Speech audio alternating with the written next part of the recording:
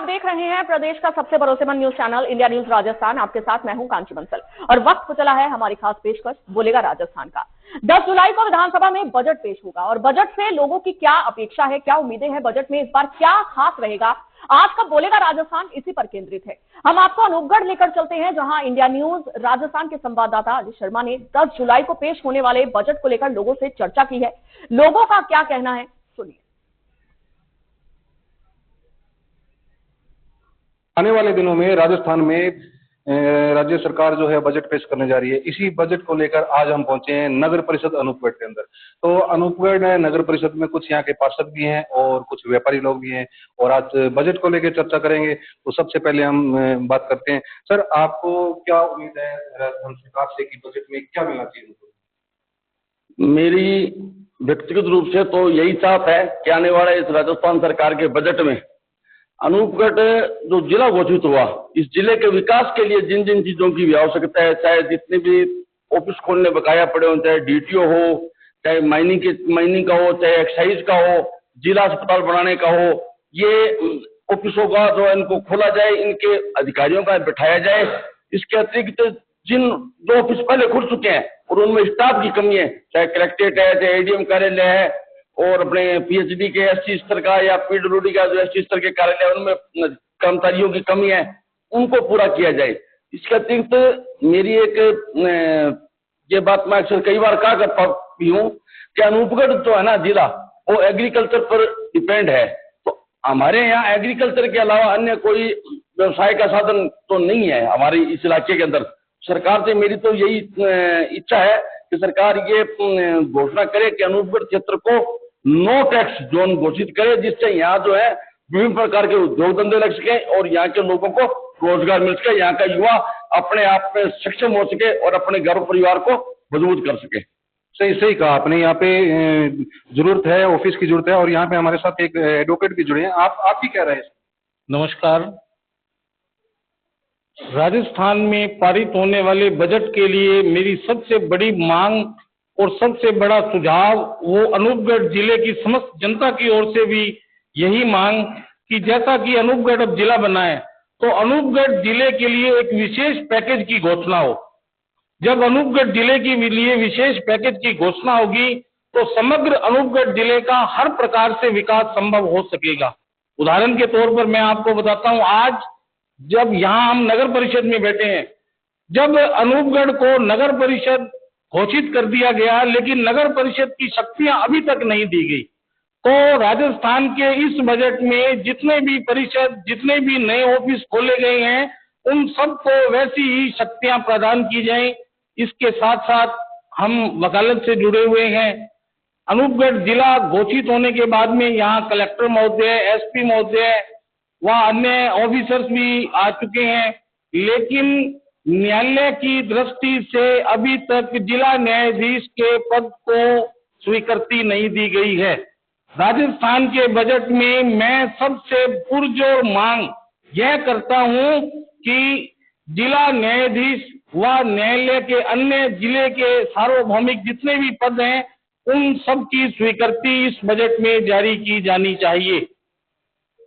सही कहा एडवोकेट साहब, आपने सही कहा। न्यायालय के बारे में भी कुछ सोचना पड़ता है, तो इसी को लेके हम कुछ व्यापारी लोग हैं उनसे भी जानना चाहते हैं। तो आप ये इसमें क्या आपकी कह रहे हैं? आप क्या? सबसे पहले तो आपका मीडिया चैनल का अभिनंदन करता हूं और दर्शकों का अभिनंदन करता हूं। लोक कल्याणकार की भाजपा राज्य सरकार है तो निश्चित रूप से चहुमुखी विकास पूरे क्षेत्र में और प्रदेश में होगा। हमारे क्षेत्र को लेकर के ऐसी उम्मीदें है और विश्वास भी है कि जो आवश्यक प्रशासनिक कार्यालय है, चाहे शिक्षा के क्षेत्र में और खेती किसानी को लेकर के, नहरों को लेकर के बहुत बड़ा विकास इस बजट में होगा और निश्चित रूप से आम जन के जीवन को ये बजट छुएगा। इनसे भी जानना चाहते हैं कि इनकी क्या राय है। सर आप बताइए, घरेलू जो है उनको क्या राहत मिलना चाहिए? देखिए, वैसे तो राजस्थान के यशस्वी मुख्यमंत्री माननीय भजनलाल जी ने सत्ता संभाली है, तब से वो राहत देने में ही लगे हुए हैं। युवाओं को, जो नकल माफियाओं का जो कमर तोड़ रहे हैं, एक युवाओं को राहत है। 15% की पेंशन बढ़ा करके महिलाओं को, विधवा, परित्यागता जितनी भी महिलाएं हैं, इनको राहत दी है। किसान सम्मान निधि बढ़ा करके किसानों को राहत दी है। लेकिन सर मैं ये पूछना चाहता हूँ, अपने को क्या चाहिए, अपने क्या अपेक्षा? लेकिन फिर भी मैं कहना चाहता हूँ, सरकार से मांग भी करता हूँ कि आम जन के लिए रसोई का बजट बहुत बढ़ गया है, उसमें कम करें। जैसे गैस सिलेंडर है, इसमें कुछ रियायत मिले, पेट्रोल डीजल है, इसमें कुछ जीएसटी वगैरह कुछ और कम किया जा सकता है, महंगाई पे थोड़ा सा काबू पाने की आवश्यकता है। ऐसा करते करते और जो सिंचाई से संबंधित है, किसानी से संबंधित है, इनमें कुछ सब्सिडी दे करके हर चीज में राहत प्रदान की जा सकती है। और इसके अलावा जैसे अब जिला बन गया अनूपगढ़, जिला हॉस्पिटल बने, इसकी मांग हो, बेड बढ़ेंगे। यहाँ हमें 150 किलोमीटर दूर जाना पड़ता है, चाहे हम बीकानेर जाएं चाहे गंगानगर जाएं, लेकिन यहाँ हॉस्पिटल से संबंधित कुछ चिकित्सा से संबंधित व्यवस्थाएं नहीं है। ये बहुत बड़ी राहत हो जाएगी। और एक डीटीओ ऑफिस, इनकी तो घोषणा जिला लेवल के अधिकारियों के लेवल पे होनी चाहिए कि ये यहाँ बैठे और ये जिला कर्मोन्नत हो, जिला हॉस्पिटल कर्मोन्नत हो, और बाकी शेष जो रियायतें सरकार दे रही है वो एक पैकेज के तौर पर हमें दे और पूरे प्रदेश को दे। पूरा प्रदेश माननीय मुख्यमंत्री जी की ओर देख रहा है और निश्चित रूप से ये राहत मिलेगी। सही कहा, सभापति ने सबसे मुद्दा मेन उठाया कि रसोई को लेके जो महंगाई हो रही है उस पर काबू पाना जरूरी है। इसी को लेके अपने बात करते हैं। यहाँ पे एडवोकेट हमारे साथ रमेश जी है। रमेश जी, आप क्या बताते इसके बारे में, क्या सोचते हैं? सर्वप्रथम तो आपका स्वागत है कि आपने अपने चैनल के माध्यम से अनूपगढ़ की समस्याओं के बारे में जो है पूछ रहे हो। मेरे साथी बैठे हैं, लगभग उन्होंने समस्याएं बता दी है। क्योंकि मैं न्याय क्षेत्र से जुड़ा हुआ हूँ, तो न्याय क्षेत्र में मेरे साथी ने बताया कि जिला न्यायालय की स्थापना होनी चाहिए, और जिला न्यायालय की स्थापना होने के साथ ही जो विशिष्ट न्यायालय, जैसे महिला उत्पीड़न संबंधी है, महिलाओं के बारे में मेरी राय ये है कि जैसे 365 हेड से कोई महिला पीड़ित होती है, उसको अपना न्याय प्राप्त करने के लिए गंगानगर जाना पड़ता है, और गंगानगर वहाँ 365 हेड से कम 200 सवा 200 किलोमीटर पड़ता है। तो जो पीड़ित है वो और ज्यादा पीड़ित होगी। तो ये क्या है कि सुनवाई विशिष्ट न्यायालय गंगानगर है, क्योंकि अब डिस्ट्रिक्ट हेडक्वार्टर स्थापित हो चुका है, और डिस्ट्रिक्ट हेडक्वार्टर के हिसाब से यहाँ महिला उत्पीड़न का आना चाहिए। उपभोक्ता फोरम का डिस्ट्रिक्ट हेडक्वार्टर पर होता है, उपभोक्ता फोरम का न्यायालय आना चाहिए, SC/ST का आना चाहिए, लेबर कोर्ट का आना चाहिए, और जो भ्रष्टाचार वाली है ये कोर्टें हमारी विशेष रूप से सरकार की ओर से ये रहेगा। इस बजट में हम पूरी उम्मीद करते हैं कि ये घोषणा हो जाए, ताकि यहाँ के क्षेत्र के लोगों को संपूर्ण न्याय मिल सके। और दूसरा, यहाँ जैसे मेडिकल की अभी बात करी, मेडिकल की है सुविधा है, हमारे यहाँ इतनी सुविधा नहीं है कि यहाँ जैसे इमरजेंसी कोई केस आया और उसको यहाँ उपचार मिल गया हो। तो ये ऐसी कई समस्याएं हैं, बाकी इन्होंने बताई है। तो ये समस्याएं हम मुख्यमंत्री महोदय से उम्मीद करते हैं कि ये हमारी ओर देखें। सही कहा रमेश जी। रमेश जी हमारे यहाँ बार संघ के अध्यक्ष है, इन्होंने जो समस्याएं रखी है न्यायालय को लेके, उनकी भी मांग की है कि हमारे राजस्थान के मुख्यमंत्री हैं, बजट आने वाले बजट के अंदर ये सुविधा यहाँ अनूपगढ़ जिले को दी जाए। तो इसमें एक हमारे साथ व्यापारी भी जुड़े, आप बताइए क्या आपकी राय है? सर्वप्रथम तो आपके चैनल का हम हार्दिक स्वागत अभिनंदन करते हैं। हमारी ये राय है कि एक मैं किसानी से जुड़ा हुआ हूँ। एक तो हमारे यहाँ लाइट जो है रात को मिल रही है, 2:30 बजे आती है, सुबह 6 बजे तक रहती है, उसके अंदर किसान बड़ा परेशान है। तो लाइट की जो ट्यूबवेलों की लाइट है, 3 फेज की लाइट है, वो दिन के अंदर की जाए।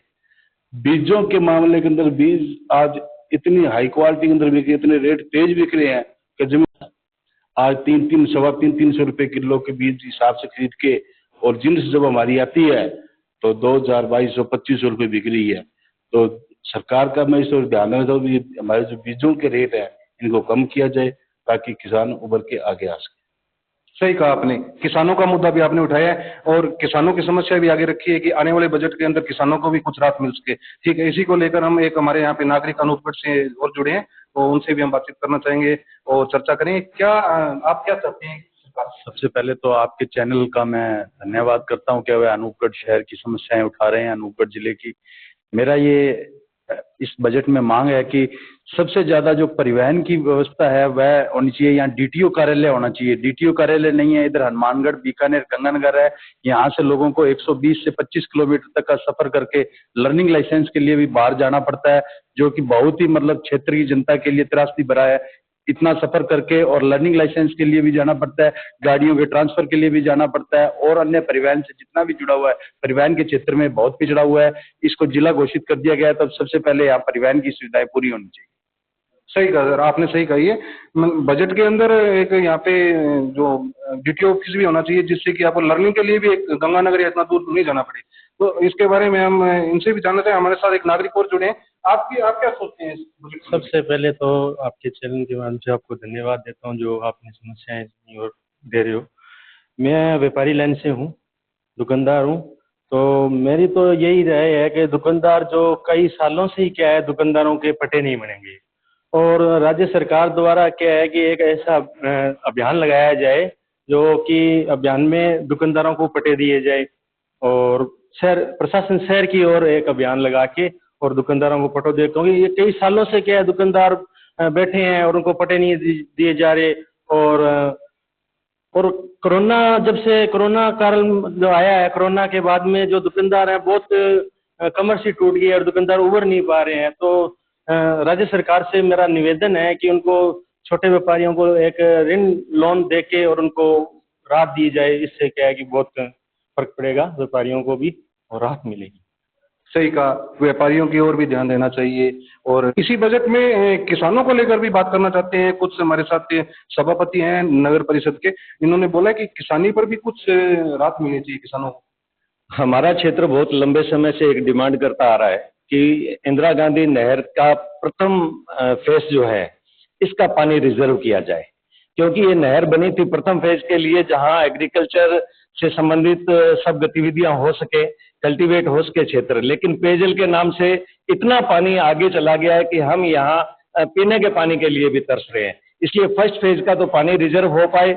और इसके अलावा किसानों के लिए जो एग्रीकल्चर इम्प्लीमेंट्स हैं, ये आधुनिक खेती जब से होने लगी है, क्योंकि बलद से ऊंट से ये हल चलाने का तो समय रहा नहीं है, और ये एग्रीकल्चर इम्प्लीमेंट्स तो बहुत महंगे हैं, तो इन पे काफी सब्सिडी दी जाए। दूसरी बात, जो माइनर बने हुए हैं, खाड़े बने हुए हैं, ये 50 वर्ष पहले के बने हुए हैं, जर्जर हालात में है, पानी नाजायज इधर उधर बह जाता है, सही इसका सदुपयोग नहीं हो पाता।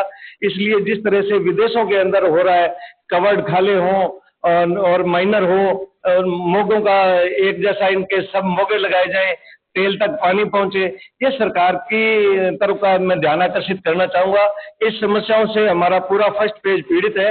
इस पे एक विशेष अभियान चला करके हमारे किसानों को राहत दी जानी चाहिए, ऐसी मेरी डिमांड रहेगी। हमारे साथ तिलक जी भी चाहते हैं कि हम भी कुछ राय देना चाहते हैं किसानों के लिए। आप?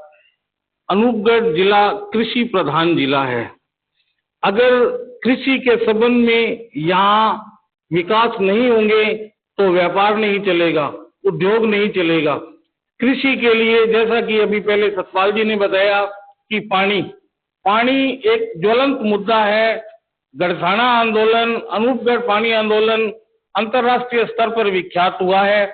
मेरी राज्य सरकार से यह डिमांड रहेगी कि पानी के मामले के अंदर जितनी सुविधा मुहैया करवाई जा सकती है उतनी सुविधा पानी के लिए यहाँ मुहैया करवाई जाए। इंदिरा गांधी नहर परियोजना क्षेत्र, गंग नहर परियोजना क्षेत्र भी इधर ही है। पानी की कमी नहीं आने देनी चाहिए। ऐसा रेगुलेशन जो यहाँ हनुमानगढ़ में चीफ साहब बैठते हैं, यहाँ हमारे जनप्रतिनिधि हैं, रेगुलेशन के लिए मीटिंग करते हैं। उक्त मीटिंग के परिदृश्य के अंदर किसानों को उनका पूरा पानी उनकी फसल के लिए मुहैया करवाएंगे तो फसल होगी तो सब कुछ संभव हो जाएगा। इसके साथ साथ एक ज्वलंत मुद्दा और भी है किसानों के ऋण का। तो जो ऋण माफी योग्य है, राज्य सरकार को एक कमेटी बनाकर उस पर मंथन करना चाहिए कि जिन लघु किसानों के फसल नहीं हो रही या जिनका ऋण नहीं भरा जा रहा, उनके लिए एक विशेष पैकेज की घोषणा की जानी चाहिए ताकि कुर्की की कार्रवाई, उनके मकानों की कुर्की की कार्रवाई, उन पर अंकुश लगा जा सके। यह किसानों के लिए बहुत बड़ा एक जीवन दान होगा राज्य सरकार के लिए। मेरा यह राज्य सरकार द्वारा पारित किए जाने वाले बजट के अनुसरण में यह सुझाव है, यह मांग है। अनूपगढ़ जिले की ओर से निवेदन है कि किसानों के लिए विशेष राहत पैकेज की घोषणा इस बजट के अंदर की जानी चाहिए। जय किसान।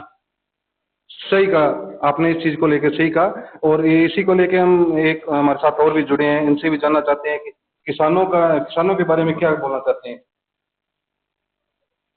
मैं राज्य सरकार से किसानों के मामले में तो ये चाहूंगा कि अनूपगढ़ के पास ही यहाँ से 18 किलोमीटर दूर एक 32 मुर्गों का बरौर फार्म के नाम से सरकार का एक फार्म है।